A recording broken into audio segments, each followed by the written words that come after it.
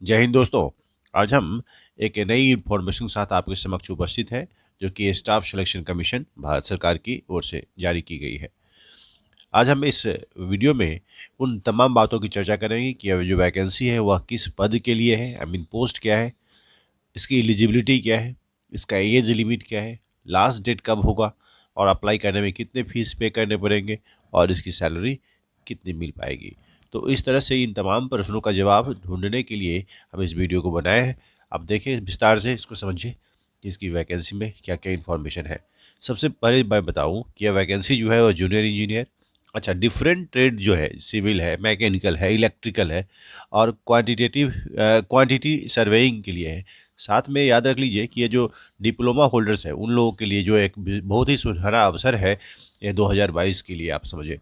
इसकी जो शुरुआत हम करें तो इसका जो शुरुआत का जो डेट है वह कब से शुरू हुआ है ऑनलाइन एप्लीकेशन की, आजकल सभी फॉर्म ऑनलाइन ही है, और 12 अगस्त से शुरू हो रही है और 2 सितंबर तक यह इसका लास्ट डेट है, राइट है ना।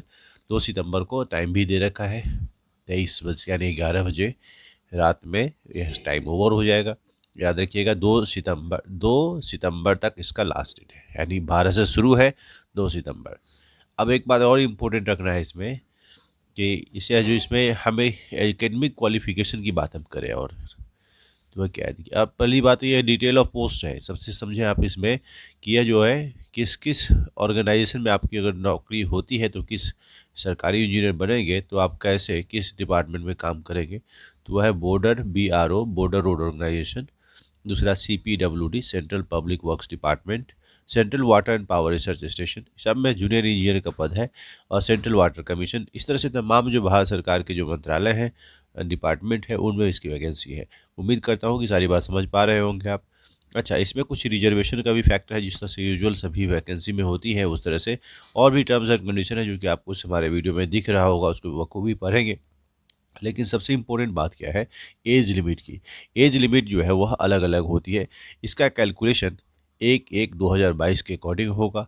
जैसे मान लीजिए BRO का हम उदाहरण बता रहे हैं, BRO में जूनियर सिविल के लिए जो है एज अप टू 30 ईयर्स तक, यानी डेट का कैलकुलेशन कहाँ से शुरू हुआ आपने देख लिया, और ये कहाँ तक हो, 30 ईयर्स तक, यानी 1/1/2022 तक आपकी एज मैक्सिमम 30 ईयर्स होनी चाहिए। CPW में 32 ईयर्स है। इस तरह से ध्यान रखिएगा, इस नोटिफिकेशन को बखूबी आप देखेंगे, जिसके लिए एलिजिबल है आप उसको भर पाएँ।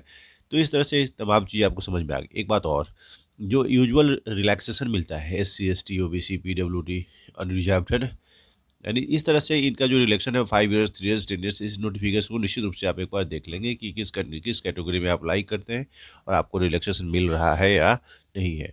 अगली बारी इन्फॉर्मेशन में वो क्या देखेंगे कि किस तरह से इसका जो पोस्ट है ना, और उसके लिए क्या क्या एजुकेशनल क्वालिफिकेशन है, इसको समझिए आप एक बार थोड़ा सा। जूनियर इंजीनियर जो है सिविल रोड ऑर्गेनाइजेशन में जो है, यह मिनिस्ट्री ऑफ डिफेंस के अंतर्गत आता है।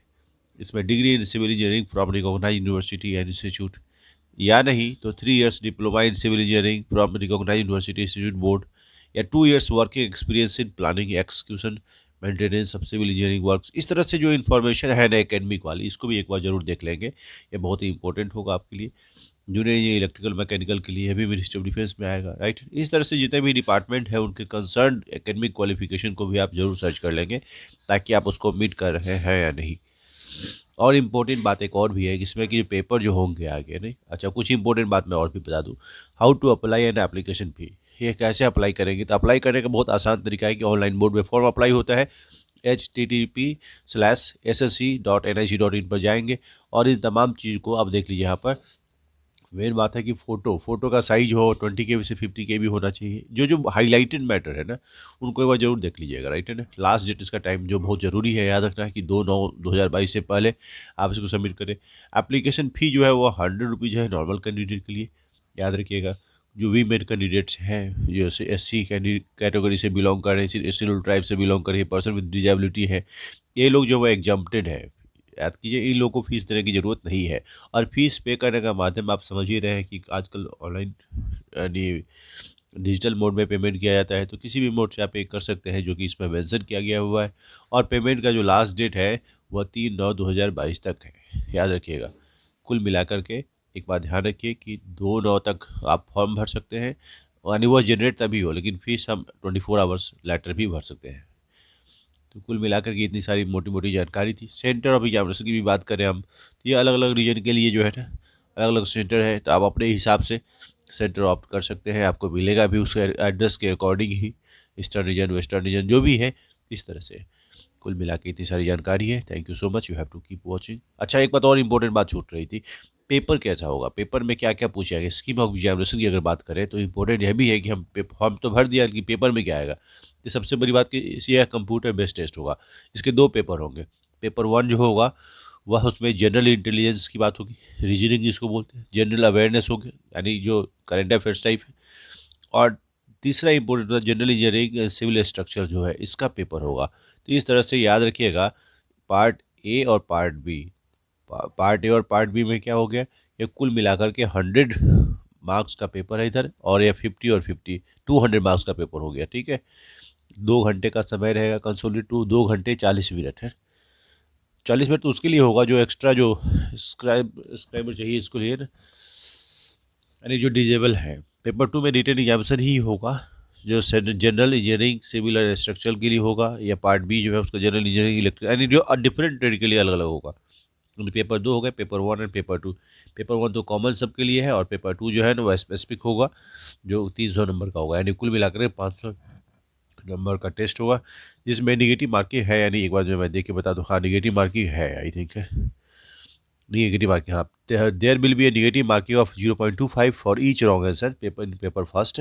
Candidates are therefore advise to keep this in mind while answering the questions. इसका मतलब यह हुआ कि पेपर फर्स्ट जो ऑब्जेक्टिव टाइप है उसमें नेगेटिव मार्किंग होगा, और नेगेटिव मार्किंग हो तो इसमें आपको थोड़ा सावधानी से आंसर देने हैं। कुल मिलाकर के इतनी सारी जानकारी, और ये सिलेबस भी मेंशन किया गया, तो आप अपने कंसर्न ट्रेड का जो है सिलेबस भी देख लें और समय से पहले ही इस फॉर्म को भर दें। Thank you so much, you have to keep watching, good luck.